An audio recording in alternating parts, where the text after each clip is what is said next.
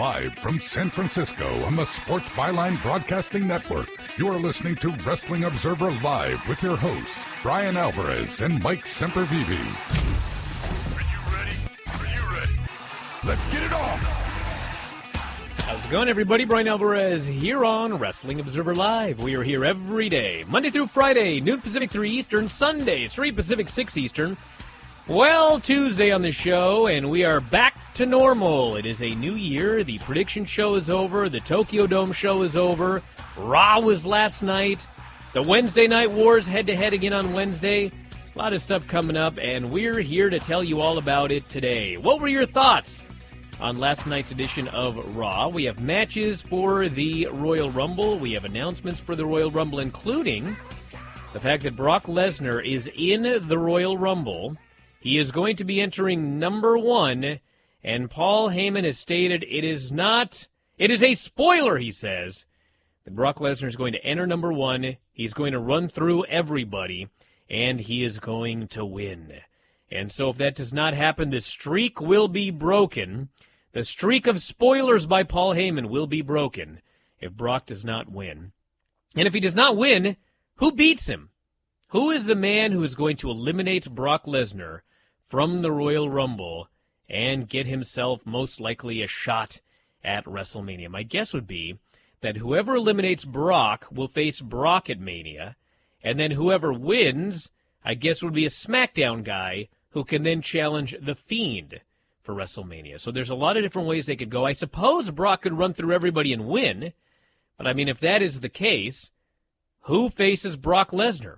Because he basically beat everybody. It would have to be some sort of outsider. Who could that possibly be? So that is the big announcement for the Rumble. We got all the matches announced so far. I got all the competitors for the Rumble. And we could talk about everything else that happened on Raw last night as well. We've also got an update on the first challenger for Naito's double gold. You all know who it is. We'll tell you about that. Plus, we got a big lineup for next week's edition of Raw. A fist fight is going to be taking place on the show. What in God's name is a fist fight? I have absolutely no idea. I can guess, but they didn't tell us. Anyway, back in a moment to kick it off with Mike Sempervive, Wrestling Observer Live. The girl I come to see, you know I love her so. We live in a shack up on the hill, and I'm behind the range. But that's what they did. They call me Big Bad John.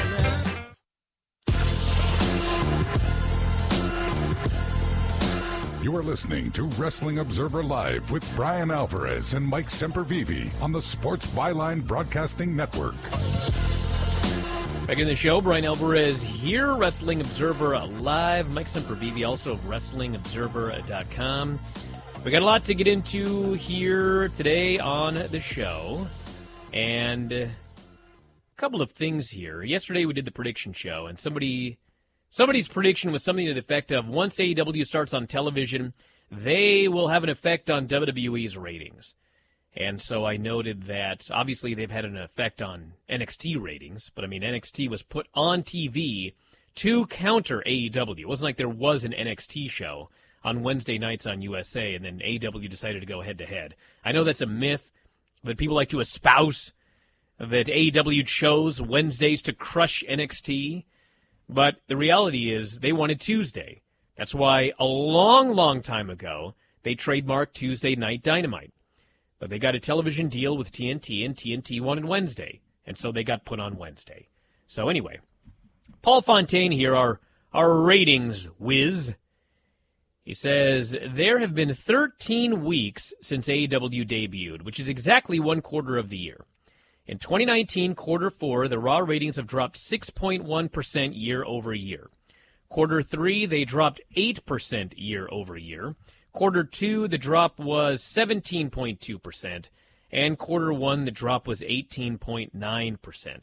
For SmackDown, the average over the last 13 weeks, factoring out the week they were on FS1, the average was 2.591 million viewers. That is up 21% over the same quarter last year. With the move to network, they would be expected to be up about 20%.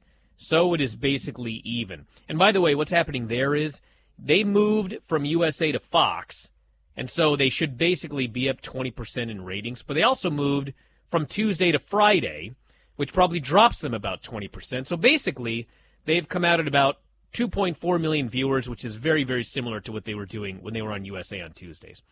If AEW were having any effect at all, you would expect these year-to-year drops to be a lot bigger, and even if they were bigger, it might be more due to NXT airing 2 more hours of WWE content than anything to do with AEW. So, long story short, it is very, very unlikely that the AEW Wednesday show took any sort of bite out of Raw or SmackDown. So, that guy didn't win anyway, but that's it. That's the story. All right, we got lots to get into here today. Raw was yesterday building up to the Royal Rumble, and we've got competitors for the Royal Rumble. We have got matches for next week's Raw. They're building up next week's Raw to be a very, very big show, and a lot of other stuff going on. If you want to text us today, 425-780-7566. Yes, I will take phone calls here today, 1-800-878-7529. I guess if you want to make unofficial predictions for 2020, you may, but they will not count in the prediction show. And, Mike, what did you think of this Raw last night?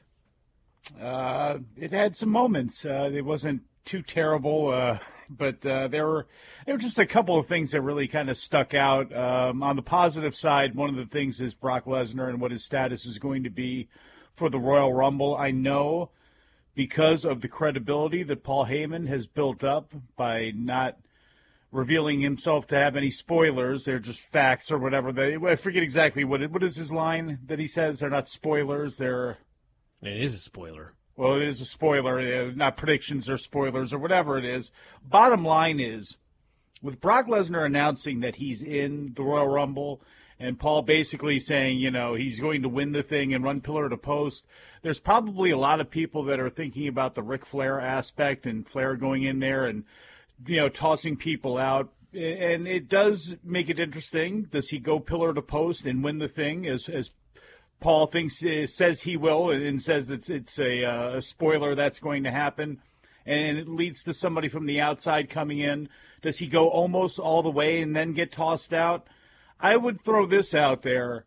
I wonder what would happen if he gets tossed out early, and how that plays into maybe that other person that tosses him out early going on, and maybe that's how you play the thing. I just, at some point, Paul Heyman's going to have to break the streak of the spoilers that he gives on Brock, or at the very least, he's going to have to be a real heel manager about it, and they're going to have to be a real heel duo about it, and they're going to have some explanation on why they're absolutely right, and it was still a spoiler, and this, and this. And I think this would be a great opportunity to do that with the Royal Rumble, with NXT possibly being involved. In fact, most likely being involved, every single brand being involved in the Rumble. And with so many possibilities that you could tease, whether it be Daniel Cormier, whether it be Tyson Fury, whether it be whoever it is, I think there are things you could do where this was, I think, the time to do it. And I was actually really excited once that first segment was over last night because, number one, it's Brock Lesnar. And number two, I think you really have something that's really interesting and can really be quite, again, they have very little that's been very exciting and really something to sink your teeth into. I think that's been, but I think this could be one of those things. Now, on the negative side of things, there were some Drew McIntyre. I'm not sure exactly what his placement is and how that played out last night. I didn't like a lot. I thought Andrade and Ray was great, but I thought stupid overproduction and where we're at right now with professional wrestling ruined it by having the ref break those two up just so Ray could get back out there because he's got to hit his spot with Zelina, and the fact that if left up to their own devices, I don't know the exact specifics around what happened there, but you know what? No matter what it was, no matter whether it was Ray forgot for a moment or whatever, how they went about going to correct that sucked. And I think if you're going to have something like that, either make the match simpler where that's the only thing to remember is, hey, you have to go out there and bump Zelina at one point and then go ahead and actually see if she's okay, and then that's going to set up the finish. Either make it a lot more simple or let these guys – you have 3 hours. There's ways you could have gotten out of it. You have matches next week. There's a zillion things you could have done, not having the referee pull the guy apart and make it look so fake. I know it's fake. I know this is where we're at right now, all the ironic wrestling and all this other stuff. 31 flavors, wonderful. It sucked, period. And I thought it really took away from the show. And again, it was a 3-hour show. There was some good, there was some bad, but those were the two things that Well, I don't think they did that on purpose. I mean, clearly what happened there was Ray was supposed to be concerned about They her didn't do it on purpose. for a longer period of time, and Andrade just jumped the gun. You're right, but you know what, Brian? There had to have been a way to communicate with the two of them and to make it where the referee didn't pull a guy away. And again, obviously with high-def cameras and whatever, but still, it was audible, roll out there and check on her, and the whole thing just came across terribly. And again, it came obviously across terribly, but they had like a split second to come up with something when the ref just said, send Ray back out there. I mean, I don't know what they could do. They had a split second to do it. Here's two other things. Forget that. Here's two other things. Okay? This show, I'm now set off here. I've been triggered. This show is designed to make me mad. Me, Bryan Alvarez. I'm certain of it right now. If you watched that show last night, there's no way you can watch that Ray Andrade match. Forget the finish. There's no way that you can watch that match and the angle that they did later and not come to the obvious conclusion that they're going to do a mask versus hair or mask versus title. Am I wrong? Was there anybody that watched that and didn't come to that conclusion? Anybody? You? Mike? No, I thought that was definitely, I thought they were going mask versus title. I don't think they built it up enough for hair, but... Guess what? But there's no mask stipulation coming up anytime soon. There are no plans to put Ray's mask on the line. Why are we doing this? You know what this reminds me of? All those times that we saw Daniel Bryan and The Miz on Talking Smack, and I had to hear, Vince does not want to promise something he cannot deliver. Remember the Steve Austin, John Moxley? You do not build up something you can't deliver. What in God's name are we building up here then if we're not going to deliver it? Brian, you may have dismissed what I said, but let me tell you something. It's all about quality control in every aspect, and there's a lot of different things. Liv Morgan just walks in on Ron Killings in the middle of an interview, goes, hey, I'm going to put myself in Rusev's corner just because the other girl's going to be in the other corner. It's like, there's so much of that sort of stuff that, I don't know. It's the whole combination of everything. Look at, again, we'll get to it after the break, but look at the ridiculousness of the guy that came out to do the ceremony getting tackled. I mean, everything about this is like a gong show. Back in a moment, Observer Live.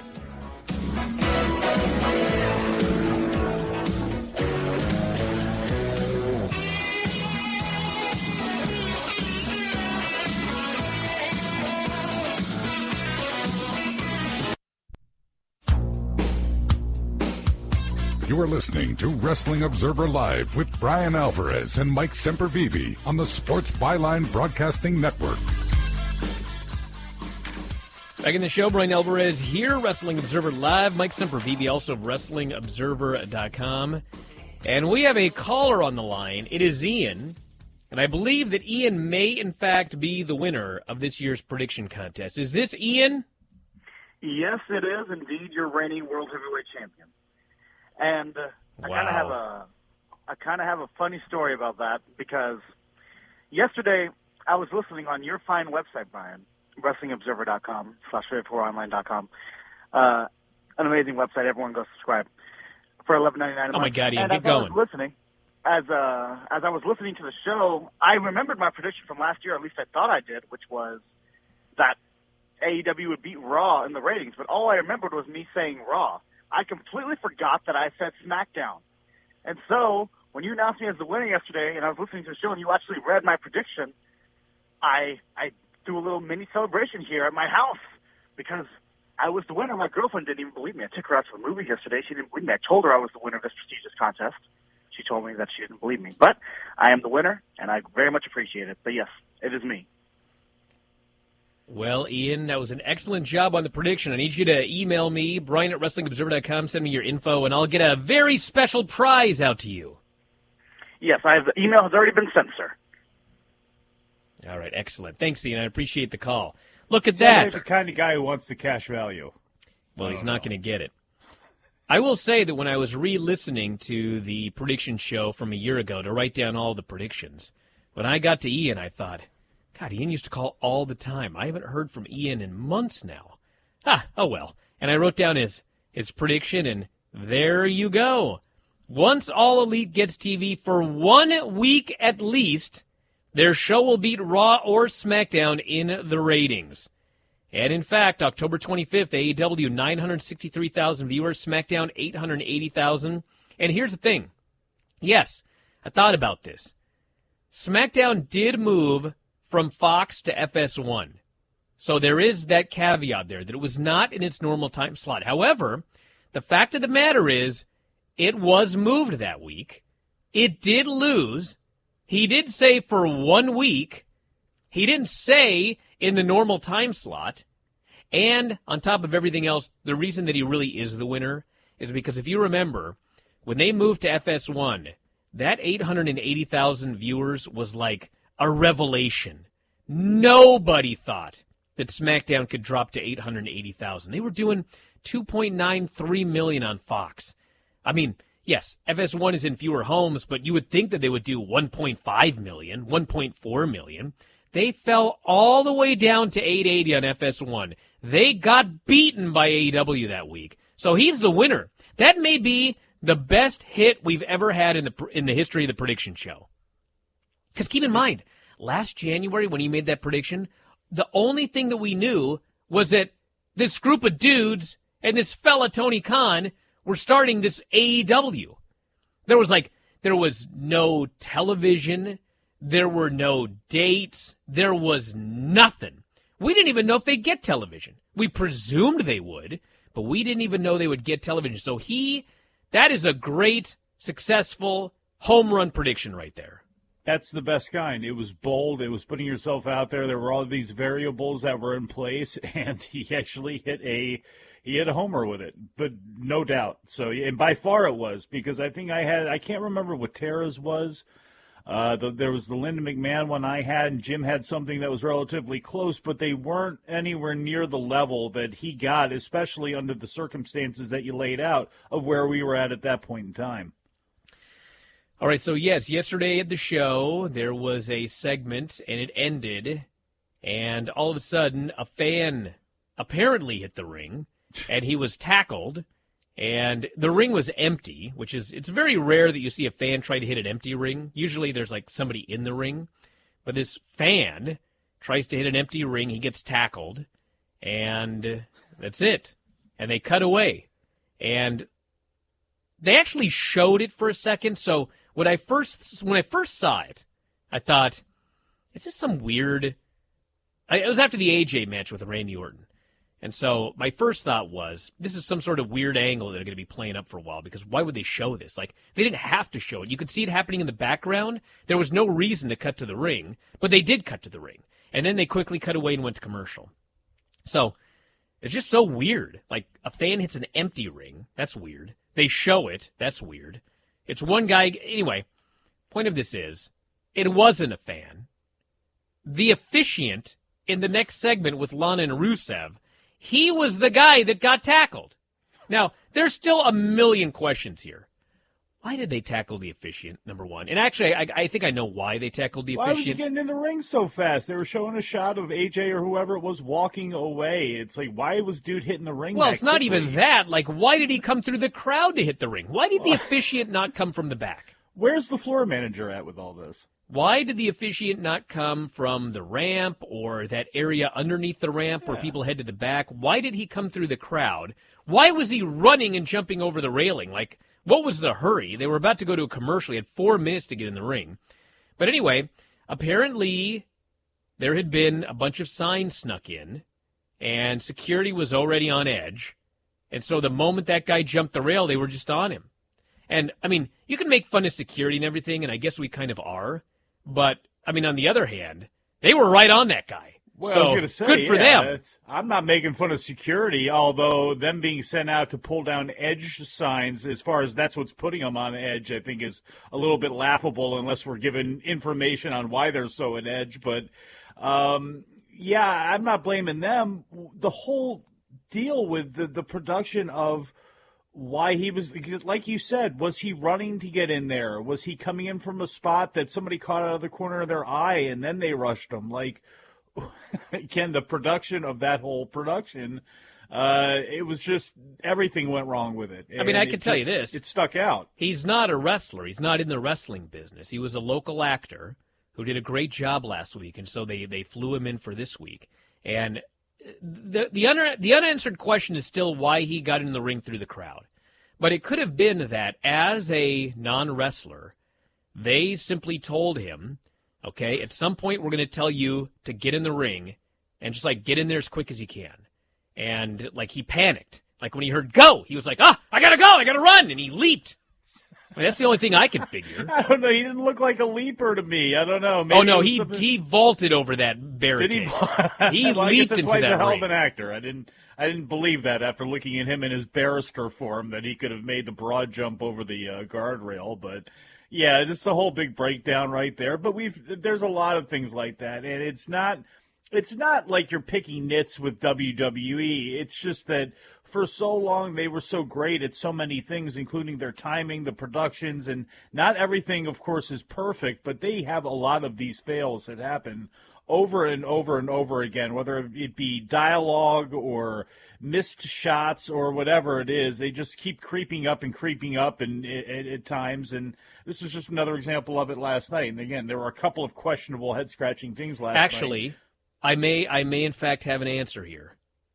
So it is possible that when AJ was leaving, they wanted the guy to get in the ring as quickly as possible because they wanted to show him in the ring before going to commercial to hold you over the break. Like, why is the officiant back? We'll be right back. It's very possible that's what happened. But in getting into the ring, he was tackled, and thus they just went right to the commercial. That actually might be what happened there. I need some people in production to flesh this out because Kevin Dunn's sitting back there. Again, who sent him in the ring? Who had the shot of AJ walking up the ramp? If you are trying to do that, you usually shoot away, and you would shoot him going up the ramp, from the ring point of view, so you didn't have anything in the background wacky taking place, like a fake barrister, Justice of the Peace getting tackled by two security guys trying to set himself up. So, yeah, I mean, it was just, again, it was one part of a 3-hour show, but it was one big whiff by them. All right, Travis, you're on the air. What's going on? Hey, Brian, how are you?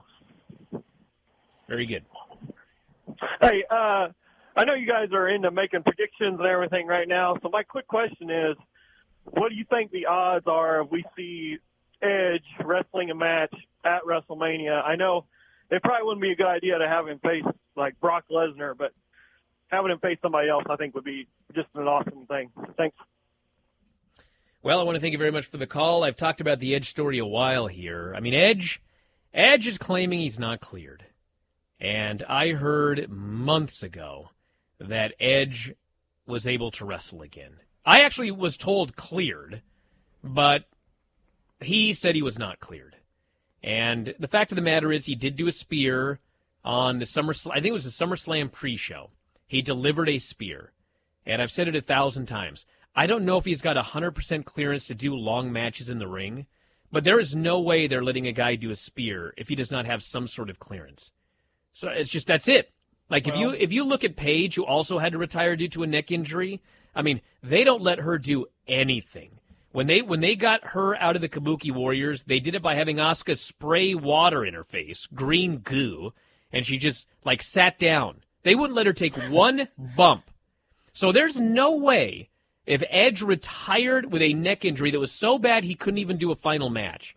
Yeah. There's no way that they're letting that guy do a spear unless he has some sort of clearance. Now, is he going to wrestle at Mania? I don't know. Is he going to wrestle a full-time schedule? I don't know. But I do think you're going to see Edge again. Maybe sooner rather than later. We'll have to see. Again, we get into it more after the break, but the one thing with that, Shibata did a bunch of stuff, even though apparently he wasn't supposed to, and Arn Anderson did do a spine buster, so you could be looking the other way on one thing, but that doesn't necessarily mean he can actually do a match, which is, again, to tease anything with Edge, that's what it's going to lead to speculation on. Back in a moment, Observer Live.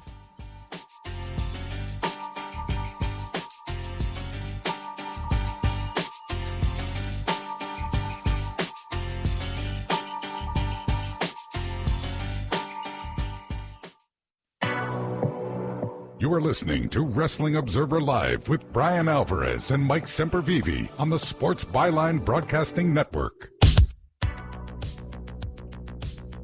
Back in the show, Bryan Alvarez here, Wrestling Observer Live. Mike Sempervive, also of WrestlingObserver.com. If you want to text us here today, 425-780-7566 is the phone number.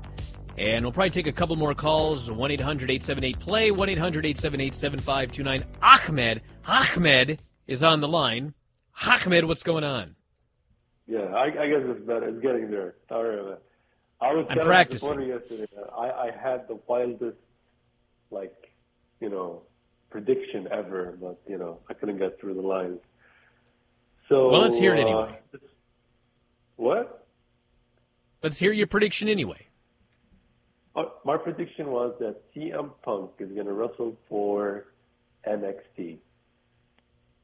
CM Punk is going to wrestle for NXT. Wow. Yep. I'm going all in on that one. So just wanted to know your thoughts about Matt Jackson. There's a quote that we wrestling fans, we're used to short-term storytelling. The exact quote is we need to be patient. We're used to getting stories in the snap of a finger now. So just wanted to know the school of thought of long-term storytelling, which seems what AEW is trying to do, and short-term storytelling. Want to know your thoughts about that. Well, I want to thank you very much for the call. I don't know this, but I presume that he's talking about everyone's complaint that the Elite just keep losing. And yes, there is some impatience for them to win because they're the biggest stars in the company. So my thought is, I think that long-term storyline that's fantastic. That's the way it should be done. Long-term storytelling. The Naito story, it's like a 5-year-long story, paid off there at the end. Now, I think the issue with fan complaints about the Elite is, when AEW kicked off, it's the beginning. And I think when it's the beginning, I think that you need to tell all of these new fans that are watching on TNT who your big stars are and why they're big stars. I mean, the storyline that we have right now is actually that the announcers keep saying that the Young Bucks are the best tag team in the world, but they're not. So, I mean, to me, when you first kick off AEW, I mean, you got to presume there's a large audience of people who they don't know who the Bucks are, they don't know who Kenny Omega is, they don't know. I mean, they may know Cody because he was in WWE, but in general, you got to start from the beginning, and that would mean that for the first quarter, for the first 12 weeks, maybe the Young Bucks need to be the best tag team in the world. Maybe they need to beat a bunch of teams. Maybe Kenny Omega needs to beat a bunch of guys. And then, once everybody is established, then if you want to do your losing streak gimmick or whatever, go for it. What happened to us fans watching, for all of the fans that are listening to this right now that never watched any Young Bucks or All In or anything, they tuned into TNT, and they'd probably heard about these guys, and they just saw them doing jobs left and right.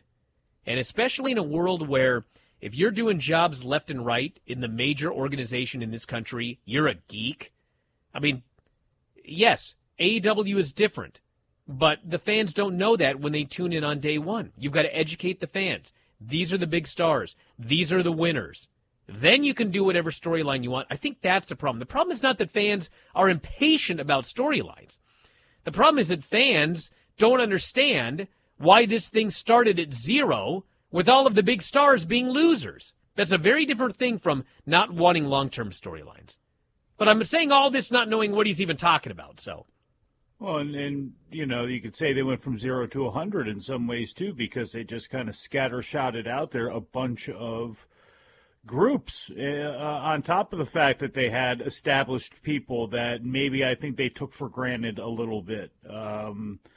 Pac Adam Page. Adam Page is actually the best example. You know, Pac was saved a little bit by his demeanor and by his voice, because accents are always heels. You know, heels, you can have a flag, a Japanese flag, a Russian flag in certain periods of time, a Quebec flag, seemingly always in America. With an accent, you're going to get some heel response to it. But even like Pac, they didn't do, to me, like, for all of the history he has, as big of a star as he is in Japan, as great of an athlete and as great of a building block as he is, I don't think they've even done a great job establishing him. I just think he's able to stand out a little bit differently, but, you know, throw him to the side.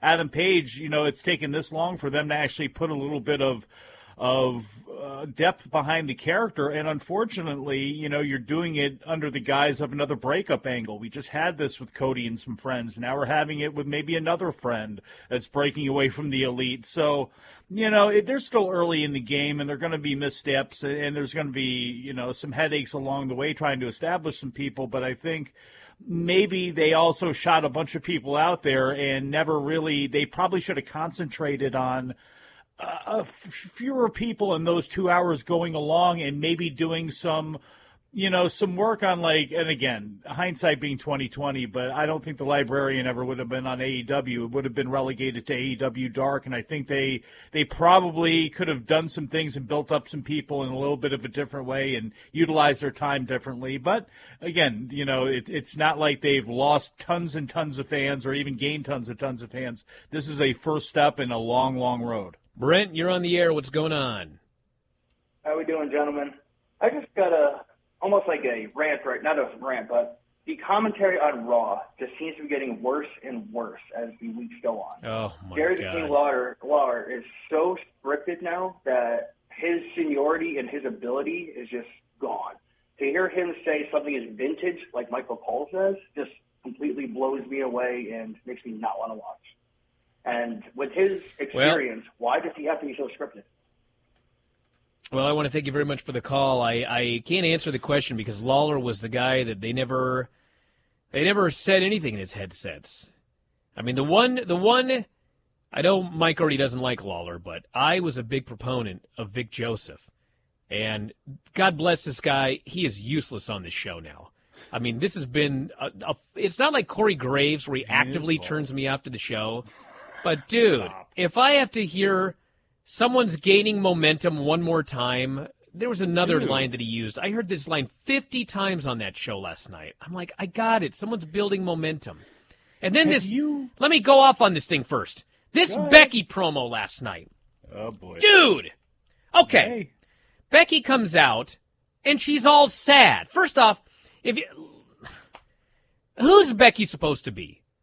Conor McGregor. Right? I mean, dude, outfit, I don't know. You can't. That's the whole idea behind this thing. Mm-hmm. She comes out, and just imagine Conor McGregor doing this before some big UFC fight. It's nice to hear the fans' voices. I've been walking around wondering what kind of champion I am. I let the doubters get to me. So much so that I forced Dana White to give so-and-so a title shot at the next UFC, and I'm doubting my wisdom on this. Maybe I should just be happy being on cereal boxes and red carpets. Maybe I should avoid one person I can't seem to beat. I'm like, what in God's name? Can't we just have, like, Becky is the most badass woman in the company, except maybe one other woman, Asuka, who may be more of a badass and has beaten her every time. And now Becky's, oh man, this is my chance. I'm going to prove everybody. No, she's out there going, maybe I made a big mistake asking for this match. I'm like, you have finally, after all this time, now she's just another geek on the roster. So Asuka comes out, she's dancing, she's all confident. And what does Becky do? She cheap shots her. She punches her in the face and she leaves. It's funny. And as she leaves, Vic Joseph says, Asuka's irate, and Becky is confident. I'm like, what? Confident? Sure. You know, there's 1,000 things that Becky was in that segment. There's one thing she wasn't, and that's confident. And this guy's telling me she's confident. Between that and building a whole show, not even a show, like weeks around the mask of Rey Mysterio, only to find out that this feud has nothing to do with his mask. I can't take it anymore. As Charlie Brown said, I can't stand it. I just can't stand it. I feel like Charlie Brown. I need a shirt with like a squiggly line on it. Picture of, would it be Vince as Lucy pulling the football out from under your Oh, it's definitely Vince as Lucy. Okay. It's been years. Better watch a psychiatrist. Where's Rerun to bring that football out when Lucy has to go in for lunchtime? And maybe For just peanuts, once or I'll what's kick happening? that football. Oh, okay. God. Rerun? Oh. Your Peanuts knowledge is deep to break out Rerun. Hell yeah, it is. I got a 3-year-old. Were you a fan of the Dolly Madison pies back in the day when you were a little kid watching those on Thanksgiving and Christmas specials? How old do you think I am? Brent and Albany, you're on the air. What's going on? Albany? Yeah, Brent and Albany. Albany. Marcelo, you're in Denver. What's going on? Thanks, Tom, for being on top of things. So I just wanted to do two things real quick. First, I just wanted to share my prediction. I couldn't get in yesterday, but I just wanted to say my thought was just Tanahashi was going to go to AEW, fight Jericho for the title and lose. Then he'd have a second match, actually, against Cena. That was my prediction. But Tanahashi and Cena? Please, Jesus, yes. How about a three-way? Wow. We're going bold. But I wanted Damn to right just we ask, are. is there any chance of Kofi getting a rematch at all against Brock or anything like that? Are you kidding me, dude? Thanks, guys. You kidding? All right, thanks very much for the call. I don't mean to yell at you, but no, Kofi's not getting a rematch. Actually, you know what? I could see, some randomly a year from now, for some random thing, they end up in the ring together and he squashes him. They Yeah, say, maybe well, 2 this is years from rematch. now they'll do some sort of angle. But it ain't happening anytime soon. It's amazing. You get He's on the other show anyway. people hate New Japan WWE comparisons, and deservedly so. You cannot compare the two at all, but it is kind of funny. It's like you look at they're trying to figure out people for Brock and what you could do, and even though they got people there like Drew and stuff like that, but you look over at New Japan and you see the lineup already set up where it's like you got Kenta, you have Okada for a rematch, you have Jay White, you have about a zillion people that could, in theory, be in line for Naito. It's like WWE, a zillion talented people on the roster, a zillion big brains there putting the shows together, and it's like you don't have much for Brock or really on the other side with Bray Wyatt either. Well, I will tell you this. I would not be the least bit surprised if in that Royal Rumble, Brock is running roughshod, and he clears the ring, and the fans count down from 10, and Kofi Kingston's music hits. And he goes out there, and he runs wild on Brock, and he sends him pillar to post, and he almost has him eliminated, and Brock tosses him out over the top, and somehow he does one of his magic tricks to get back in, only to get clotheslined out and beaten. I would not be the least bit surprised if that happened. They like that kind of thing. They like that. And again, to me with Brock, boy, this would be a good time, whether it be a Keith Lee and Matt Riddle. Again, you can go almost all the way up to the end with him. But I think it would be fascinating just because people they know he's going to be in there forever. Because why would he not? To knock him out early with a guy and then have that lead, however it is that Brock gets his revenge on him that night, the next night on Raw, however it plays out. I think you could really actually do something with that and make it work leading into the Rumble and really make a guy. We'll have to see what happens, but I think it could work. This person here says, I totally disagree with the last caller. I find Lawler easily the best announcer on the main roster. That line last night about how he would always schedule his weddings in the afternoon so if they don't work out, you still have the rest of the day was awesome. Back in a moment with more Observer Live.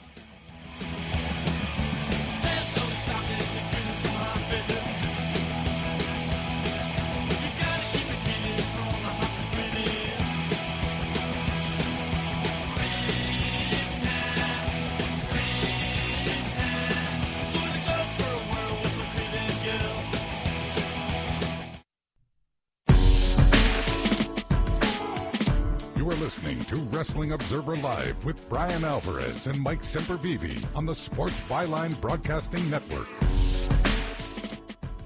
Back in the show, Bryan Alvarez here, Wrestling Observer Live. Mike Sempervive, also of WrestlingObserver.com. Dear God, I was unaware of this, but Ember Moon did a interview with Booker T and revealed that her torn Achilles, which we learned about on WWE Backstage, what she did not explain on that show was that she tore her Achilles as one of the backstage geeks chasing the 24/7 title. Oh, man.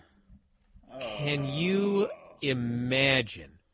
Man, I haven't liked her run on that main roster anyway. I don't want to hear that. That sucks. She said they told her backstage that Carmella had won the title, and they needed her to be one of the people chasing her, and she immediately had a bad feeling about it.